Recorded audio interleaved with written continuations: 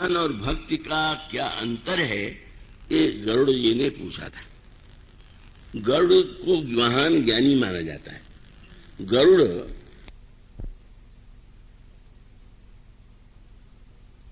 वो महाज्ञानी है। अब उन्हें आश्चर्य हुआ कि लोमश जी ने जब ज्ञान की शिक्षा दिया, अब यहां पर कृपया एकाग्रता से समझेंगे, ज्ञान और भक्ति में सबसे बड़ी दोनों में सबसे बड़ा अंतर क्या है कि ज्ञान में अभिमान की संभावना तो बनी ही रहेगी। जहां व्यक्ति को ये लगेगा कि मैं ज्ञानवान हूं, मैं बुद्धिमान हूं, तो ज्ञान के साथ अभिमान की समस्या बहुत अधिक है। और भक्ति जो है उसमें अगर अभिमान आ जाए, उसका सीधा सा तात्पर्य कि अगर वेदांत में ये कहा जाए कि तुम तो ब्रह्म हो, तुम तो ब्रह्म से अभिन्न हो, जब वेदांत में जो 4 महावाक्य कहे जाते हैं उन वाक्यों में एक वाक्य यही है कि जहां पर गुरु शिष्य से कहता है तत्त्वमसि, वह जो ब्रह्म है वो तुम ही हो। और महर्षि लोमश जी ने भी वसुंधरी जी से यही कहा था कि सोते तो हिताई रे वेदा, ब्रह्म में और तुम में रंच मात्र कोई भेद नहीं। तो इसी प्रकार से ज्ञान दीपक में भी बताया गया कि जब ज्ञान का दीपक जलता है तो भेद बुद्धि बैठ जाती है, ये ब्रह्म अलग है और मैं अलग हूं, दोनों में भेद है। तब उसके अंतःकरण में उदय होता है सोहम अस्मि, स अहम अस्मि, वह मैं ही हूं। सोहमस्मिति वृत्ति अखंडा, दीप शिखा सोई परम प्रचंडा। अब स्वाभाविक रूप से अगर यह कोई व्यक्ति दोहराने लगे कि मैं ब्रह्म हूं, शायद वेदांत में कहा गया कि जीव ब्रह्म ही बना पर है, जीव ब्रह्म में रंच मात्र कोई भेद नहीं, तब बड़ी सरलता से व्यक्ति में अभिमान आ जाएगा। और अभिमान आ गया तो आपने देखा होगा कि कई बार जब कई दवा ऐसी होती है कि जो लेते ही रोगी उल्टी कर देता है, और तब डॉक्टर के सामने समस्या आती कि तो दवा उसको हो ही नहीं, बदलो दवा। तो ये एक ऐसा रोग है कि जिसमें दवा जो है काम नहीं करती, उल्टी हो जाती है, और वह है अभिमान का रोग। अहंकार आते दुखद डमरुआ। अहंकार माने यह अहंकारी जितना बमन करता है, कह करता है, मुख से दवा को निकाल दिया, निकल गया, तो उसका अभिप्राय यह हुआ कि अगर व्यक्ति के जीवन में यह स्थिति आ गई, अहंकार की स्थिति है, तो उसका अभिप्राय है कि वो दवा भी नहीं ग्रहण करेगा, दवा को भी वो उगल देगा। और तब ऐसी परिस्थिति में सबसे पहले तो वो दवा वो ले, दवा उसको पचे, और इसलिए ज्ञान के संदर्भ में अभिमान का प्रश्न ही नहीं। अब निश्चित रूप से अभिमान की संभावना है, पर भक्ति जहां पर अभिमान है वहां तो भक्ति हो ही नहीं सकती। इसलिए अपने ध्यान से यदि पढ़ाओ तो आपको रामायण में दुआ मिलेगा। जब हनुमान जी ने प्रभु से पूछा कि महाराज आपकी भक्ति कैसी होनी चाहिए, तो भगवान ने कहा मेरी अनन्य भक्ति करना चाहिए। अनन्य भक्ति का क्या रूप है, तो भगवान ने कहा सो अनन्य असी जाके गति न टरई हनुमंत। क्या, बस यहां पर वही भक्ति का सूत्र है। वेदांत कहता है जो कुछ है सब ब्रह्म है, मैं भी ब्रह्म हूं।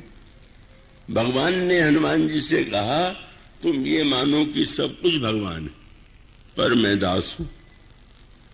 वहां पर उस दोहे में लिखा हुआ है सो अनन्य से जाके मति न टरई हनुमंत, मैं सेवक सचराचर रूप स्वामी भगवंत।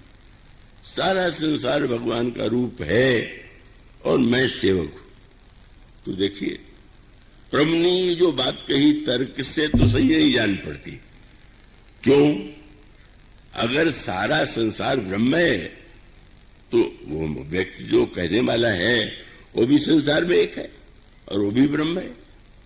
पर भगवान जब हनुमान जी से कहते हैं कि ना, वह अपने को ब्रह्म न माने, सारे संसार को भगवान माने, पर अपने को सेवक माने। मैं सेवक, सचराचर रूप स्वामी भगवान। और इसका अर्थ वही है जो अभी आपके सामने बात चल रही थी कि ज्ञान में अभिमान की संभावना है, पर जहां पर व्यक्ति ने यह मान लिया कि मैं तो दास हूं और ये संसार भगवान का रूप है, दूसरों में भगवान को देखे, अपने को भगवान मान करके अभिमानी न हो जाए। भगवान ने हनुमान जी को भक्ति की जो ये व्याख्या सुनाई, उसका अर्थ है भक्ति में अभिमान का विनाश। अभिमान रहित होकर के जब कोई व्यक्ति मानता है कि मैं तो जीव हूं और भगवान तो हमारे स्वामी हैं, तो उसके हृदय में अभिमान कैसा। और इसलिए यह जो स्वस्थ सिद्धांत है, यूं कह सकते हैं कि जैसे प्राचीन काल में योद्धा जब लड़ने जाते थे तो शरीर में कवच धारण कर लेते थे। कवच क्यों? शरीर बना हुआ है रक्त मांस आदि से, वो कोमल है, और सामने वाला योद्धा जब युद्ध में आक्रमण करेगा तो आप उस पर आक्रमण करेंगे तो वो भी करेगा।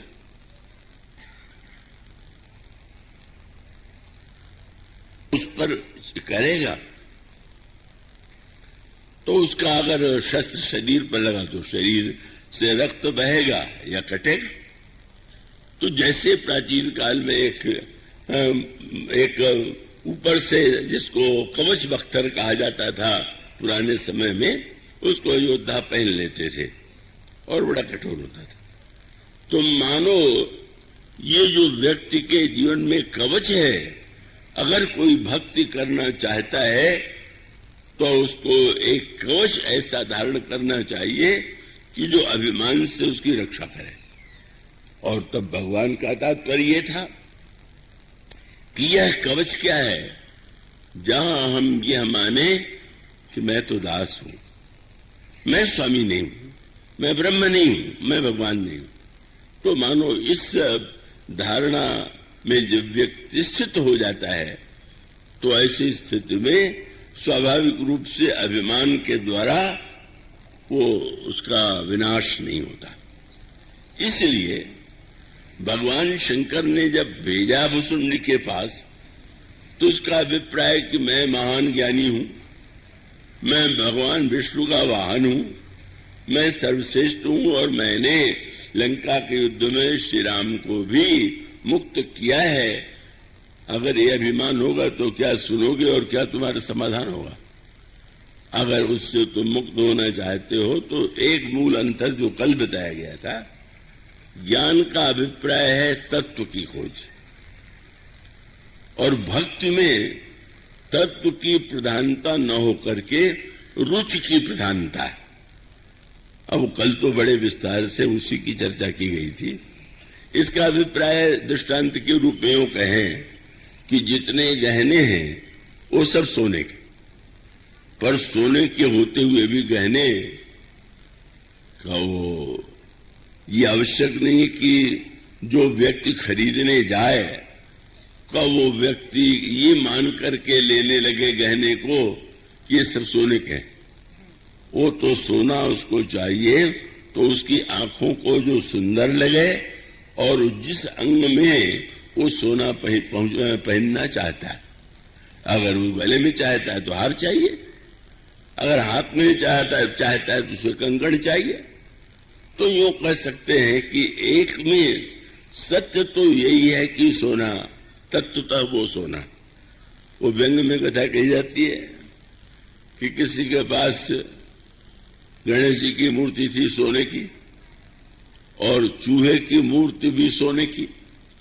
कभी इतनी दरिद्रता का संकट आया कि उसने ही ये सोचा कि भाई अब क्या करें, अभाव है तो बेच दें।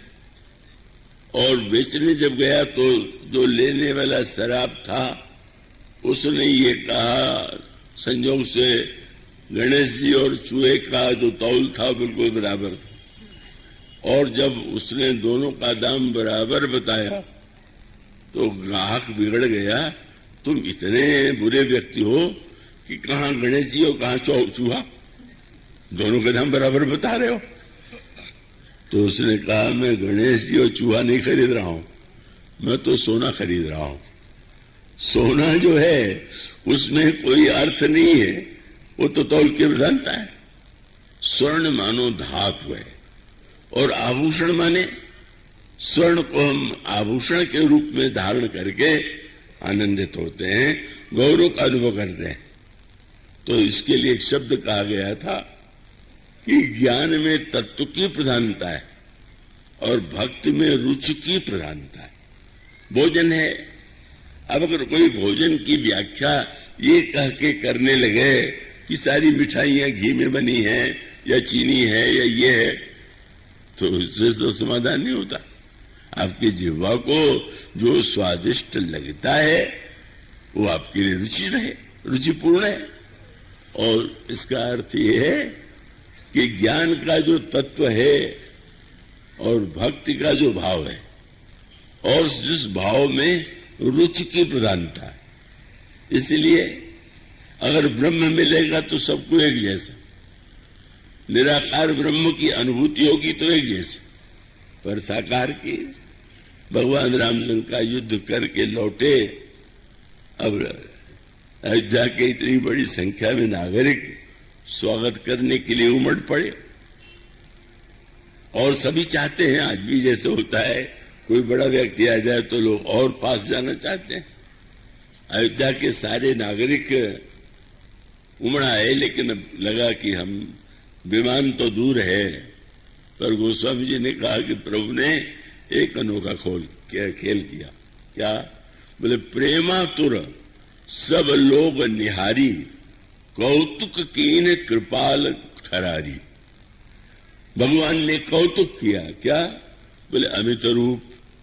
जितने अयोध्या के नागरिक थे भगवान ने उतने रूप बना लिए और फिर अमित रूप प्रगटे ते काला, और जथा जोग मिले सब ही कृपाला। और सूत्र क्या है, सबको राम मिल रहे हैं। अब आनंद क्या है कि प्रत्येक व्यक्ति बहुत अपने को सौभाग्यशाली मान रहा है कि प्रभु कितने कृपालु हैं कि वो तो सबसे पहले मेरे पास चले आए। उसे पता नहीं कि दूसरे वाले के पास भी खड़े, हर व्यक्ति को सामने, और किसी के पास समय नहीं है कि बगल वाले के राम को देखे, अपने राम में डूबा हुआ है।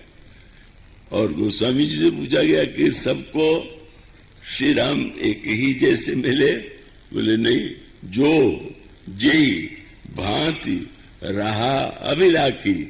सारा आनंद जो है, हम भगवान से ये नहीं कहते कि आप कैसे हैं, हम भगवान से कहते हमारे लिए तो ऐसे बन जाइए, हम इस रूप में आपको पाना चाहते हैं। अब भगवान जगत पिता हैं ये तो एक अलग बात हुई, पर भक्त कहता है जब मेरे बालक बन जाइए, तो उसकी रुचि और भावना है, और भगवान उस भक्त की रुचि की रक्षा करते हैं, यही भक्त की विशेषता है। और इसीलिए गोस्वामी जी ने कहा, भूसुंडी जी कहाँ रहते हैं? शंकर जी कैलाश पर्वत पर रहते हैं। शंकर जी साक्षात ज्ञान में है और वो तत्व का पर्वत है। और भूसुंडी जी का जो पर्वत है, जहां पर वो रहते हैं, उसके 4 शिखर हैं और उसके लिए एक शब्द आया है, बस वही मूल है। तेई गिरी रुचिर बसई खग सोई, जहां सुनास कल्पांत न होई। वो रुचिर पर्वत है, ज्ञान का पर्वत तत्व का पर्वत है, और भक्त का पर्वत रुचि का पर्वत। और इसीलिए ज्ञान और भक्ति, जब आप तत्व को जानना चाहें तो उसका भी आनंद ले सकते हैं, और जब रुचि के द्वारा आप रस पाना चाहें तो वो भक्त के द्वारा प्राप्त होता है। इसलिए यह जो हमारी रुचि है, भक्ति है, वही हम अगर दुख का विनाश चाहते हैं तो दुख का क्या स्वरूप है, दुख को कैसे, किन कारणों से उसका उदय हुआ है और वो कैसे मिटेगा, यह उस मणि और भक्त दीपक की तुलना में बताया गया। तो आज इतना ही, इसके बाद की